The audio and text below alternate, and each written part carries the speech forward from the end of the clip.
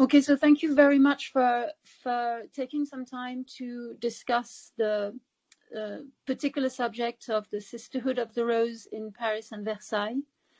They are indeed twin sisterhoods. They work together and they have been for a very long time. So we will start by a history point, some reminders of the history of the sisterhood in the world, if that's okay with you. That's okay, sure. Thank you. So to start with some history, the French Revolution has created a collective trauma that is still present here in France and probably elsewhere. Is there a collective transmutation taking place now? What is happening is that certain energetic conditions are very similar to the energetic conditions that were present in the time of the French Revolution. So it's actually a repeat of the same story. It's an opportunity to go through that story in a better way. Wonderful. And possibly do some healing, I suppose. Yes, definitely healing needs to happen. And this is one of the projects we're doing with Sisterhoods of the Rose in France as well. Thank you. Wonderful. Many awakened people in France are feeling at the moment a resurgent memory of the French Revolution, especially since December 21st, 2001. Does this have a spiritual and energetic explanation? You're saying since December 21st, 2020. 20, I'm sorry, yes, indeed, yeah. Yes, actually, after the Age of Aquarius activation, new energies were beginning to pour into the double Paris Versailles vortex, and those energies are beginning to give us the opportunity to clear all those things that transpired more than 200 years ago.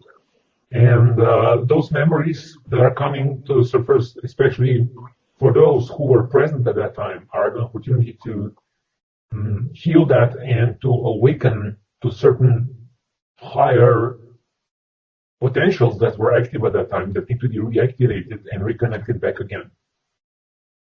Okay. So naturally, the next question is, did the French Revolution cause any negative impact on a certain timeline? What happened is that the French Revolution was a hijacking of a timeline, which was supposed to be going in a different direction. But at a certain point, whatever happened was inevitable. It was a sum of all the free will actions of people involved in that great planetary drama, and at some point it could not be reversed. So we are now in precisely the same situation. Whatever is happening since the start of the pandemic last year is something that became irreversible since 2019 as a result of free will decisions of key players involved, and we're exactly in the same lesson. And now that we are in this new course, we're doing whatever we can to keep the positive Aquarius timeline going. And this is exactly what was being planned already in the 18th century. It is a very old plan, which was quite active in France in the 18th century. When you say irreversible, what do you mean exactly? It means that there was a certain point in evolutionary events in the 18th century in France, especially in Paris, where it was known that the French Revolution will happen, then there was no way to prevent it. And the same, this pandemic, or shall I rather say an attempt of society collapse, became irreversible in the summer of 2019. So it's exactly the same dynamic that is happening now. Okay, very clear. Thank you very much. We know that the name of Versailles is linked to the word Verseau. It comes from there, which means Aquarius in English.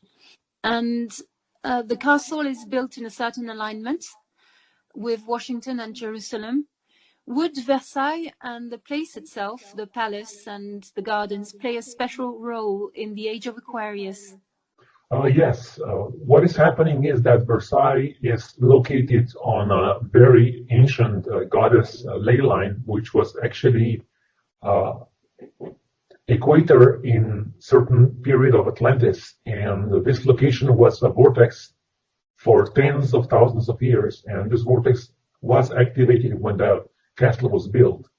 And this castle will be reactivated, and certain locations very close to the castle will be reactivated after the event. There are certain plans, some of them are classified, some of them are public, that will be reactivated at the time of the event and after the event. Okay, wonderful. So you're answering the next question in parts, which is, we wonder if Versailles, the vortex in Versailles is a natural one or an artificial one created by the palace and the following initiations inside. What's the role of the Versailles-Paris double vortex? So, as I said, this castle was built on the ley line, and this position was used for initiations which strengthened the vortex and connected it with Paris. So it actually, this link between Paris and Versailles was strengthened by those initiations. Some of the initiations were happening in Paris itself, and some of the initiations were happening at Versailles. So there was this connection strengthened and amplified through those initiations. And it created a figure 8 energy flow, which strengthened the goddess presence in the whole area. I see. Yes. Okay. Could you tell us more, please, about the lodge founded by the Count of Saint-Germain, Saint-Germain in French, at that time, and why Paris was chosen in the significant year of 1775, year of the light, I suppose? This is part of a big project that was initiated by Count of Saint-Germain already in the 17th century, called the New Atlantis. And it was planned for a certain group of souls to incarnate in France, and especially in Paris, since the beginning of the 18th century. And those souls encountered each other and activated life codes. And Saint-Germain contacted some of those people, especially in Paris, and most of those people were part of Masonic lodges, positive, free Masonic lodges. And in 1775, there was a big flash of energy coming from the galactic center, activating certain energy vortexes in the planetary energy grid. And some of those, there were certain activations happening throughout 1775, most notably on March 21st, 1775. And through those initiations, a lot of light was grounded. And this was one of the projects, of sub-projects of the New Atlantis project, that was created by Count of Saint-Germain. Okay, wonderful. It leads us to the question about priestesses, because the sisterhood is obviously a feminine name, and the Count of Saint-Germain being a man. We wonder the link, the connection with the priestesses, and why have they activated the planetary Kundalini specifically in Notre Dame between November 8th and 11th, 2018? Yes, Saint-Germain is a man, and he was incarnated in a male body because it was easier for him to do the work. He had more liberty of movement, more liberty of action. But I would say many of people that he initiated were women. Some of the leaders of Masonic lodges that he was involved with were women, and many people in his inner circle, his inner mystery school, were also women. And now, as there is this impulse to reactivate Paris Vortex, the resistance movement priestesses have come to the surface in Paris, near Notre Dame, in 2018, and activated the vortex, started vortex reactivation again in between November 8th and 11th, 2018. And that was to implement more light in that place, or did it have to do with the timeline? It had many purposes. One of them was a reactivation of the Paris goddess vortex. The second one was reactivation of the planetary Kundalini, so that this situation with the French Revolution could heal. As you probably know, Yellow Vest movement started a few weeks, 1 or 2 weeks after November 8th, 2018. And it was a direct response to this Kundalini impulse. So people are, again, beginning to fight for their freedom. And this time, the light forces are trying to do whatever they can to direct this liberation fight in a way that will not be misused. Okay, great, perfect. Some alternative researchers and historians say that some sacred monuments in France were built in particular places in order to create particular geometries, such as the Merkaba. This is particularly the case in the Cathar country in the southwest of France. Could you explain the precise reason for this? Cathars and Templars were connected to certain occult knowledge, and knowledge about Merkaba and the light body was part of that knowledge. And many of Cathar and Templar monuments were positioned strategically to reflect that. And this was like part of a sacred geometry project to, I would say, reactivate the group or planetary light body. This was the main reason for this behind the scenes. Okay. The planetary light body. Okay. Yes. It was deactivated, it was suffering. Can you repeat the question? The planetary light body, it needed to be reactivated because it was extinct or suffering or damaged?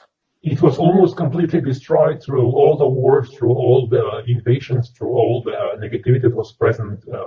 Since the fall of the Roman Empire in the 12th century, there was a lot of destruction in the area, and the ley lines were damaged, and they needed to be reactivated again. And Cathar and Templar projects were partially successful. I would say they were more successful than it was expected.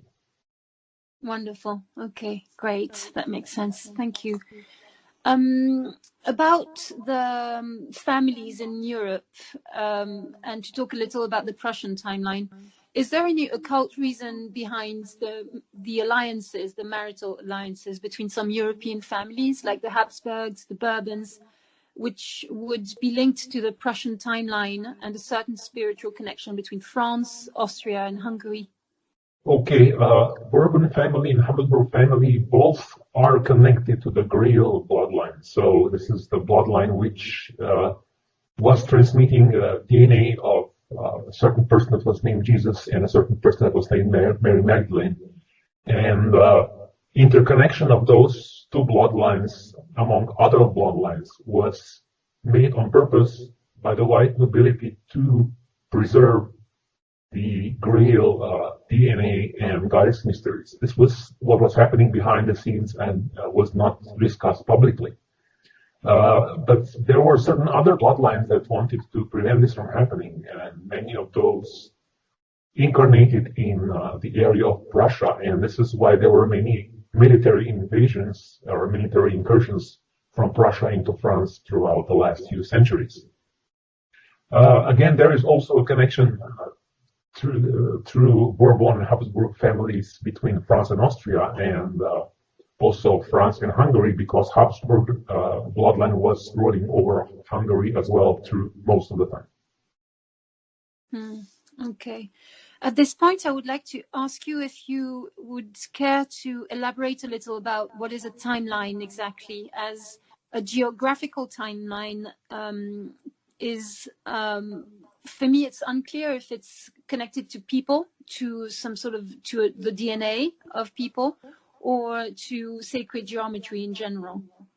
Timeline is a vector of direction of the course of events. So a certain timeline has a tendency to push events in a certain direction. So that is a timeline. Okay, so when we connect it to Prussia or to Paris, to talk about a Parisian timeline, for instance, it's connected to the course of events connected to that place. Yes, with all the ideas, with all the impulse, with all the basic ideology of that place. Okay, great, thanks. You said that the region of Lorraine is a very important goddess vortex, which together with Untersberg and Venice goddess vortices holds the light of Europe. Can you please elaborate its occult importance for France and for the whole world?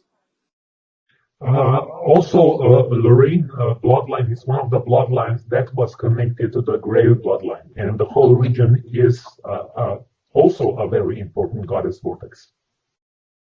Okay. So I would say certain bloodlines which were connected to the Grail bloodline tended to incarnate in goddess vortex areas to anchor the energy of the goddess through that feminine transmission from mother to daughter through the bloodline. And this is the reason why that bloodline was located in that area of the ring. Okay, great. Prussia occupied this region of Lorraine before World War One. Do I understand, according to what you're just saying, that they actually took this move in order to deactivate the vortex and then trigger the Great War? Exactly. This is exactly what happened, and this was one of the occult reasons that made World War One possible. Okay, very clear. Thank you very much. You asked the white nobility members in Paris who are initiated to the mysteries and some Templars as well to help for the vortex activation. Can you explain why? It is because certain members of white nobility families were incarnated in the 18th century and for the purpose of the vortex activation at that time, and they have reincarnated again for the same purpose of reactivating the vortex, the goddess vortex in Paris. And it's time now for those people to gather and do the reactivation properly so that the goddess energy can enter through the vortex and help the planet. Paris vortex is now one of the key vortexes for the whole planet after the Hungarian Lengyel vortex collapsed partially. So this is now a matter of planetary importance. Okay, because the Hungarian vortex and the Paris vortex were supporting each other. They were supporting each other, and the Hungarian vortex is being reactivated to a certain degree, but now the Paris vortex has top priority, and I would call upon all those members of white nobility families who are part of this goddess mysteries to come forward and assist in the reactivation of the Paris vortex. Okay, whatever the initiation they feel they have received, if they feel a connection with the mystery of the goddess, then they might be interested in getting in touch, right? Yes, exactly. Okay, wonderful. We would like to elaborate a little more on Marie-Madeleine. She's been very present in France, and it's a very important part of our connection here. Many women and men feel called by her teachings. And as you know, Marie-Madeleine has left a trace of her presence here, and more specifically in the Qatar region in the south of France. Could you explain to us if there is a particular reason for her stay here in France, and tell us a little more about the Ross line and the ley line from Paris to Chartres as well? Okay. When she was traveling from Palestine, she landed with her boat on the southern French coast, and this is where she established her light centers, I would say, where she was anchoring the light, when she was establishing her bloodline, and from where the bloodline has spread through the south of France first, and then further on throughout France and throughout Europe through the Grail bloodlines. And now she is actually an ascended being, and she is working from higher energy planes with everybody who was involved with her teachings or with her work throughout the centuries. She is contacting those people spiritually and reactivating their memories, reactivating their awareness with the purpose of the return of the goddess energy. As you probably know, Marie-Madeleine was trained in the Isis temples in Egypt. She was an initiate. She was trained for many years in goddess mysteries. She was an advanced initiate, and her work has just started 2,000 years ago and continued since then. And she is working actually together with goddess Isis as her senior disciple to return the goddess mysteries back to the planet. So that was my next question, to know about a little more about her precise role in transmitting the mysteries of Isis and her divine union with Jesus. And you say that she brought that with her in her initiation and then in transmitting her bloodline. Yes, exactly. And she was also assisting Jesus with his own ascension process through divine union. This was part of the mysteries, actually assisting somebody to ascend through the sacrament of divine union is actually one of the higher aspects of mysteries of Isis. Right, physically and spiritually. Physically, emotionally, mentally, spiritually, on all levels of creation. Okay, great. You was it on purpose that you didn't talk so much about the Rose line and the ley line from Paris to Chartres? Are they connected? Is there something we need to know about this the Rose line? Yes, actually, those ley lines were activated throughout the centuries by the Cathars, by the Templars, and also by some Masonic lodges that were all connected to the mysteries of Marie-Madeleine, and they were part of the greater project to reactivate planetary ley lines. Yes, okay, wonderful, thank you. Is it true that some Templars are descendants of the daughters of Marie-Madeleine? Yes, a few of them are. Those who are part of the Grail bloodline, they are. And some members of Grail bloodline are Templars. Some of them are in other history groups. Some of them are in white nobility families, and some of them are basically regular people not being involved in any of this. Wonderful. With completely regular names. With regular names, no involvement in any of the spiritual movements, with no involvement with any of this, but with inner understanding and knowing about this. Right, and they're active also. They have a practice, or the simple fact that they exist is sufficient. Some of them have quite advanced practices. Some of them are in various stages of awakening, but this is all part of the greater undertaking, greater awakening that is happening. Wonderful. How great. About the Templars' heritage, what was their aim in the first place? There are various layers of Templars. There were the public group and there was the secret group. And the secret inner group was connected to the goddess mysteries. And the purpose of that secret group was to preserve the goddess mysteries. While the outer group was more involved with the creation of the new financial system and was actually fighting with with black nobility for the domination of the planet, and they lost. Okay, yeah, okay. Can you talk to us a little more about the Templars and the Sisterhood of the Rose connection? Yes, the inner group of Templars was connected with the Sisterhood of the Rose, and actually, in certain instances, they were one and the same at a certain period of time, because there were secret feminine Templar groups which were not public, which were not known, and were actually part of the Sisterhood of the Rose. Okay. I would love to ask more questions about this, but maybe if we have time at the end. When the Templars died, or when they disappeared, when they were attacked, what happened to their knowledge? Templars had systems of codes and protocols in place, so if any of the Templars was in danger, there was a plan which was triggered to carry the most important documents and most important artifacts to other locations. So there was like a communication tree established, and if anybody was in danger, that was of importance, others took notice and took precautions. So most of the Templar knowledge was preserved, and most of the artifacts were preserved in times of danger. So what happened to those who escaped the execution? Many of them traveled to other countries. Some of them traveled to Scotland. Some of them traveled to Portugal. Some of them traveled even across the ocean to what is now called the United States. They traveled to various locations where they just morphed into some other organizations like the Rosicrucians or Freemasons centuries later. Okay, and so are there people or organizations of Masons or Rosicrucians or other people who currently carry true and pure Templar heritage? There are very few.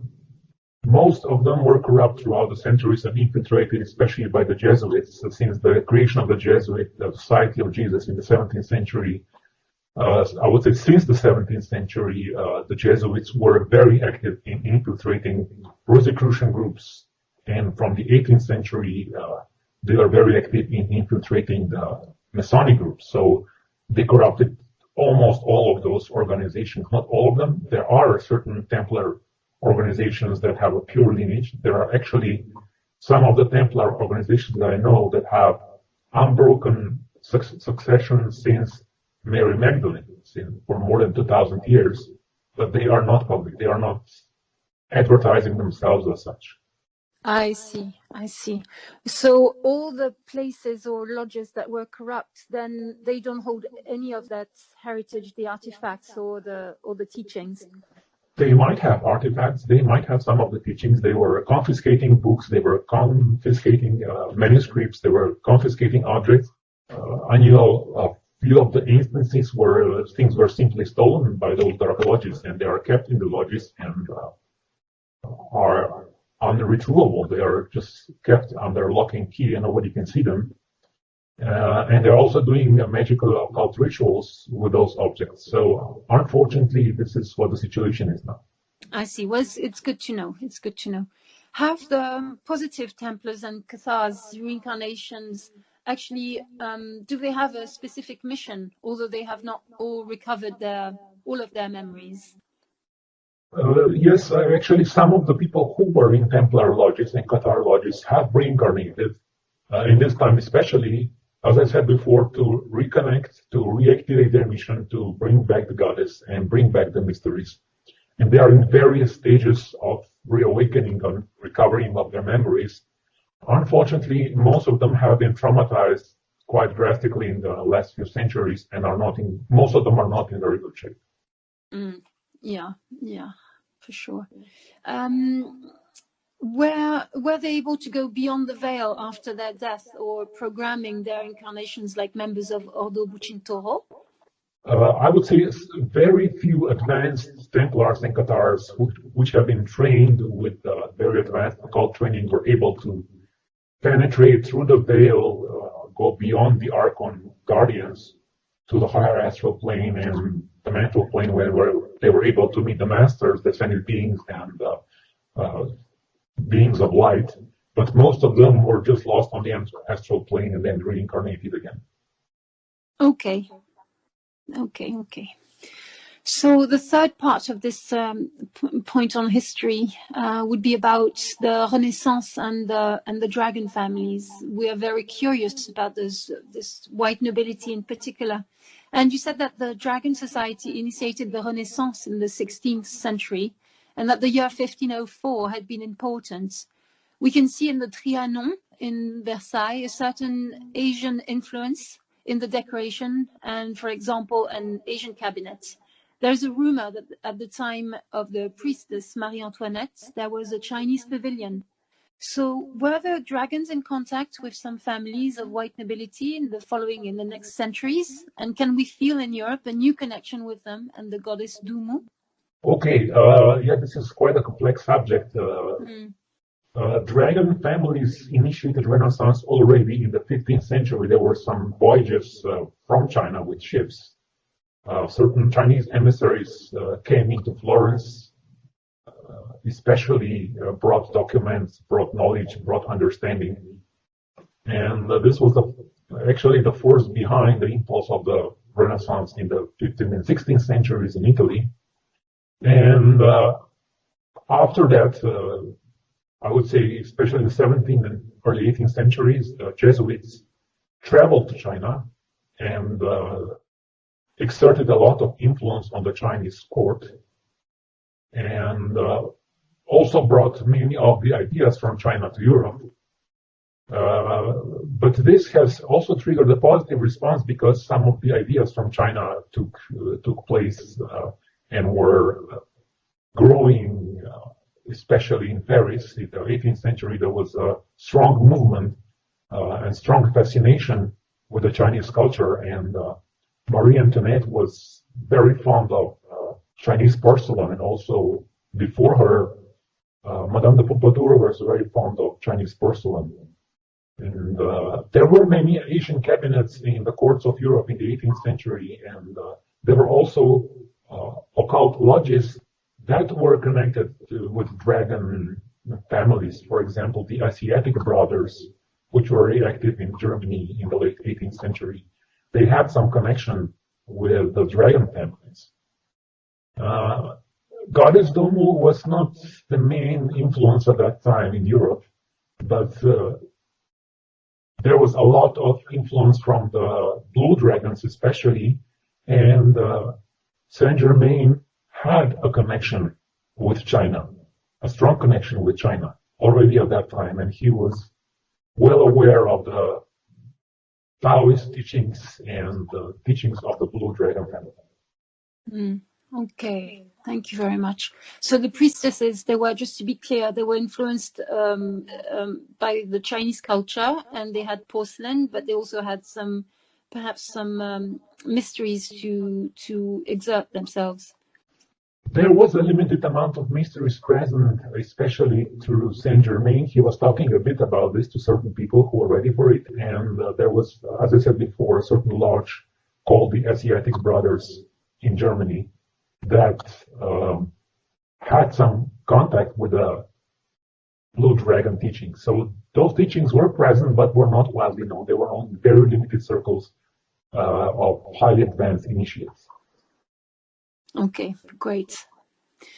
You also mentioned a link between the vortex of Taiwan and the one of Paris. Can you please tell us a bit more about it? Yes, it is actually a strong energetic connection which was already established in the 18th century, as I said before, between the courts of Europe and the Dragon family in Taiwan. The Dragon family in Taiwan was very active since Ming Dynasty in the 17th century and had to go undercover partially in the 18th century, but was still very active and sent some emissaries to Paris and some of the German courts in the 18th century, and was connected to Saint Germain also to a certain degree. Okay, that's very clear. Thank you. So the second part of this interview, we would like to focus on the age of Aquarius and the return of the goddess mysteries. You stated in a recent interview that the age of Aquarius transcends the Catholic programmation, and that connection, if made in a positive way, can be very transformative. How will this religious programming be transcended exactly? Okay, the Catholic Church has misused and twisted the original teachings of Jesus in a dramatic way, and people who are able to get a real energetic connection with Jesus or with Mary Magdalene will begin to discover their true teachings, and this is how this religious programming can be transcended. This is one thing, and the other thing is by the understanding mentally and spiritually of how this programming was created allows people to deprogram themselves. And this is why, in my perspective, study of history is important, because you begin to understand the patterns, how programming was created, and how it can be undone. So, more specifically, how can we reconnect with the true teachings of Jesus and Mary Magdalene? This can be most effectively done through meditation. And for teachings of Jesus, if you read the Gospels in a way that is not with prejudice, but with an open heart, you will discover kernels of truth, because although the Gospels have been altered throughout history and manipulated, there is some kernel of truth there. And if you are able to find it, you will be able to connect with his real energy. I have a personal experience with the Bhagavad Gita, understanding the teachings of Jesus from another perspective. Can that help as well? Yes, of course. Anything that connects you with the truth can help. It can be in any scripture, from any timeline, from any country, from any culture. It can help. Okay, so use with discernment all yes. writings. Okay, perfect. On this topic also, could you tell us a bit more about the Operation Dreamland? Operation Dreamland, one part of the Operation Dreamland is the reactivation of the white nobility after centuries of dormancy, and key members of white nobility will at some point have key roles in the creation of the new Renaissance. Okay, great. Can you give more details on the precise role that the Sisterhood of the Rose will play during the event, and what support will they have?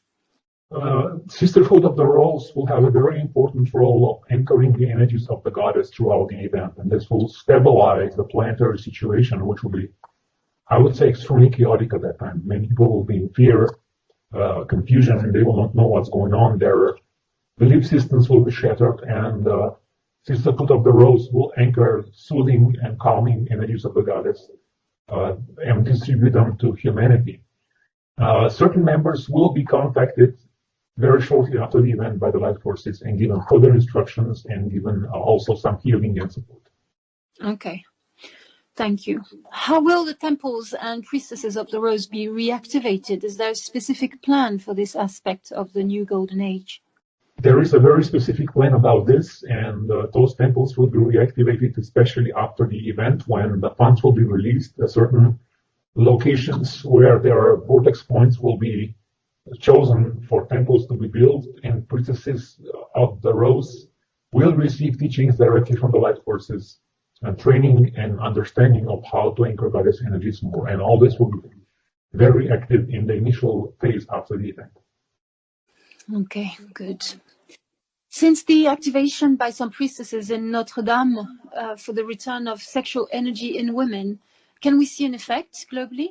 I would say there was an initial impulse which was very strong, and it was felt throughout the later part of 2018 and the first half of 2019, but then the dark forces made a counteroffensive and suppressed the Kundalini very strongly back again, and also all the unresolved issues that women had, which were not processed and healed, took over. So this project was not absolutely successful. Okay, good to know. So now let's talk a little bit about astrology in 2021. This year, since Uranus entered the game with a conjunction which occurred 3 times, first squaring Saturn in Aquarius and then in Taurus, and Uranus was in Taurus. The first was in February on the 17th, and we felt an intense energy at that moment, all sisterhoods. Some astrologers explain that this year is the year of the construction of the new world and the end of the old.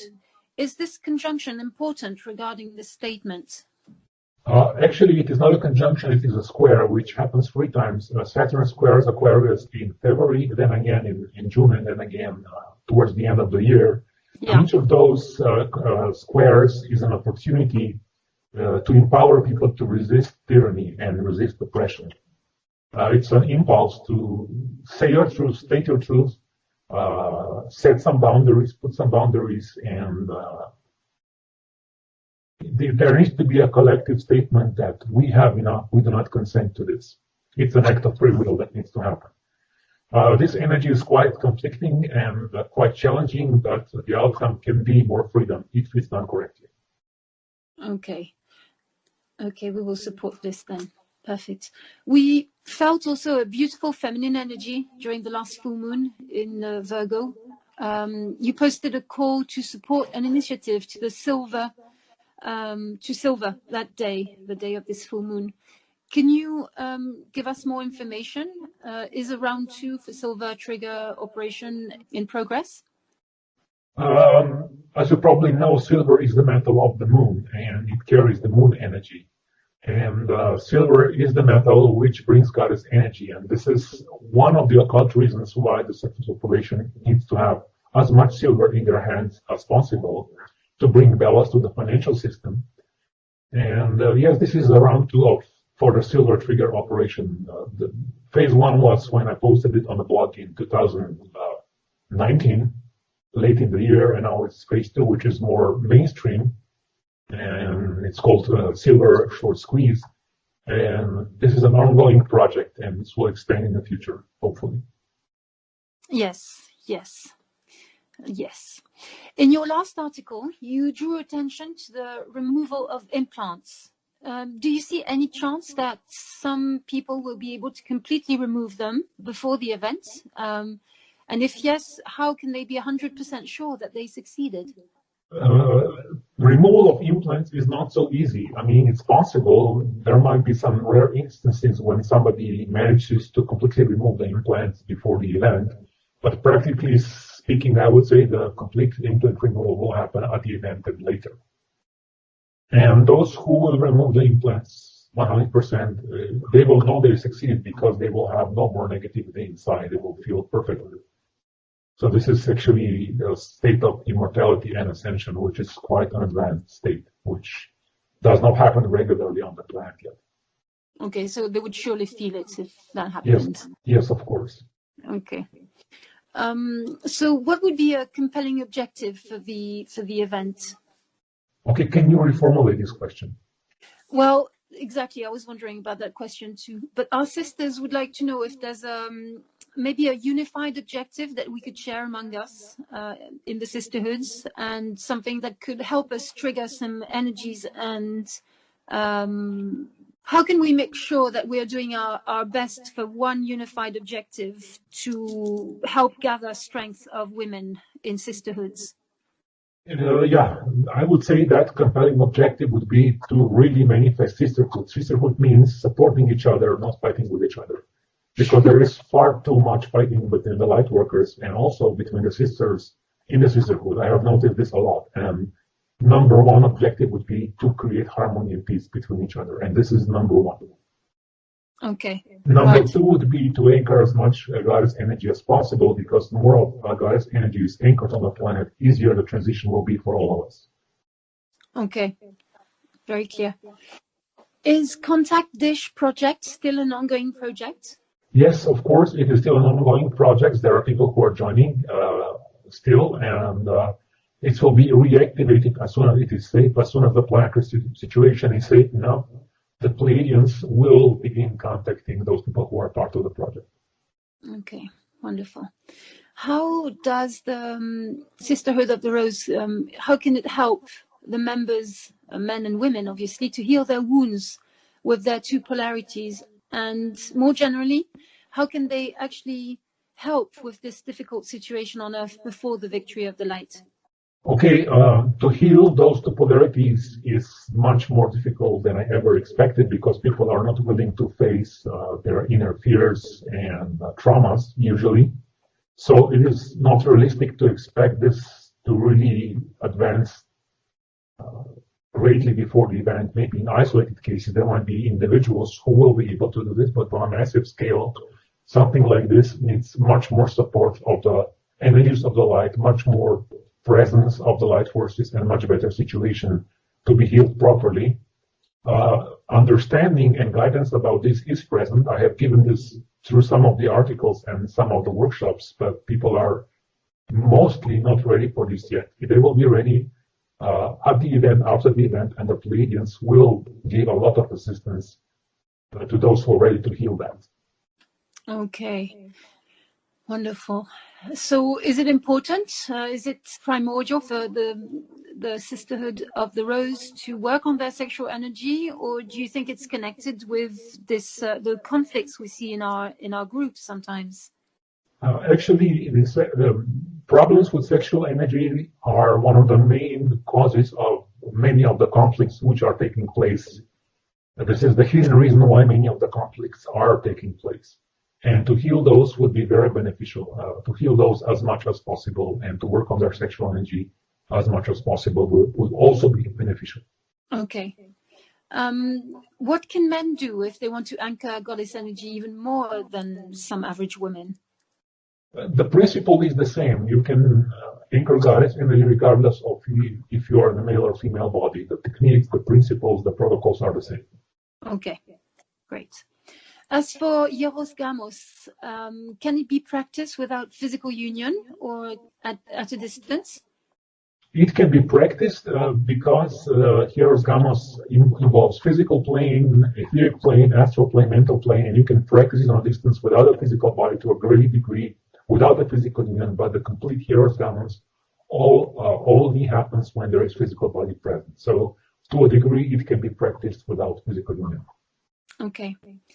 Are there pairs on the surface of this planet at the moment who are able to practice Hierosgamos in full or perfectly, let's say? There are some couples, not many, but there are couples who are doing this practice in a quite advanced way. What's their effect on the planetary situation? Their Kundalini energy creates a strong inflow of light and actually helps the planetary situation, especially with the planetary energy grid dramatically. Great. How about the members of the resistance? Do they practice Yehos Gamos? Yes, they do. Cool. After the fifth dimension, when we reunite with our twin flame, will the Yehos Gamos have any importance? Yehos Gamos has importance before our ascension. After we meet our twin soul, Yehos Gamos can help both parts of both twin souls accelerate their ascension process, and after they ascend, their Yehos Gamos is not physical anymore. It happens on a very high fifth and sixth, or with the sixth and higher dimensional planes, and it's completely different. Okay, I see. And by the way, is there any polarity after the sixth dimension? Are we still male and female? There is polarity throughout the whole creation, throughout all dimensions, but it manifests in a much more refined and much more spiritual way in 6 dimensions and higher. Okay. In the recent post, you referred to the code name Merci. Is there anything more you can say about this and goddess devotion? There is nothing I can say about Merci publicly. It is the surface population is far from being ready for this now, as it was not ready in the 18th century. It is not ready now. Okay. Do we know when it will be ready? People in general who are connected with goddess energy will be ready after the event, after they receive certain instructions from the Pleiadians and other beings of light. Okay, wonderful. How fully is Divine Mother and goddess energy anchored on the planet compared to a few years ago? And how much further is there to go? It is anchored less than it was a few years ago because there was a collapse of part of the goddess grid in the second part of 2019 and throughout 2020. And there is much further to go. We are not very far. There needs to be much more goddess energy present on the planet. And one of the reasons why everything is so difficult now is there is far too little goddess energy anchored on the physical plane. And it is the purpose of the Sisterhood of the Rose groups throughout the planet and individuals to anchor as much goddess energy as possible in their own way. This is very important. In their own way, so in every way they see fit, through prayer, meditation, exercises, everything they know about. Anything they can do in their own way, that would be beneficial. Okay, great. How do we connect to our soul family? You connect to your soul family through meditation, through inner knowing, and you also meet certain people that are familiar to you, but not from this lifetime. You feel that you know them from before. You feel certain alignment, certain harmony with their soul essence, and this is how you can know that they are from your soul family. Okay, great. Thank you very much. And as a final word, could you give us a positive message for the public, please? Yes. We all know how life has been the last year or so for most of us, but we are very close to the breakthrough. By very close, I don't mean today or tomorrow or next week, but from the perspective of all our lifetimes, we are getting close to the finish line. And the reason why things are as they are right now, why there is so much craziness, is because we are so close to the breakthrough, and the dark forces know that we are so close to the breakthrough, and they are freaking out. And they know much more than we do how close we are. They know much more than we do how close they are to losing everything. And this is why they're acting crazy. So if you know that, you can read the signs of the day in a different way, in different light. You can see their desperation, their mistakes. And through that, you can be sure that we are very close, globally speaking. From the perspective of all of our lifetimes, we are very close to the end. And after this is over, we will be glad that we persisted. We will be glad that we fought our last battle. We will be glad that we did what we did with all the meditations, with all the activations, with all the projects. We will be very, very pleased that we have made those choices, that we have been one among the few people who have made that choice. It will be a very, very big inner reward to have that feeling that you are the one who contributed to the final victory. Yes, thank you very much for these encouragements. Thank you so much. Victory of the light.